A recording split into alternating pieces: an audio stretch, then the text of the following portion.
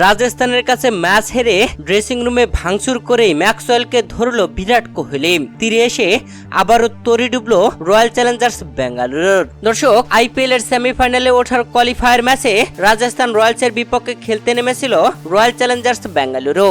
আর এই ম্যাচে royal Challengers Bengaluru আগে ব্যাট করে 173 রান টার্গেট দিয়েছিল রাজস্থান রয়্যালসকে, যেখানে রাজস্থান রয়্যালস 1 ওভার ও 4 উইকেট হাতে রেখে জয় তুলে নিয়ে বিরাট কোহলিদেরকে বিদায় করে দিয়ে সেমিফাইনালে জায়গা করে নিল।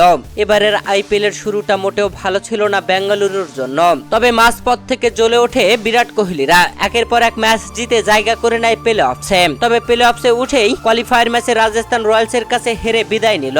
আর এমন হারের পরে ড্রেসিং রুমে খুবই রাগান্বিত ছিলেন বিরাট কোহলি। এ সময় দেখা গেছে ম্যাক্সওয়েলের সাথে রাগান্বিত ভাবে কথা বলতেও, কেননা এই ম্যাচে গ্লেন ম্যাক্সওয়েল করেন 0 রান। এবারের আইপিএল মোটেও সুখকর হলো না গ্লেন ম্যাক্সওয়েলের জন্য।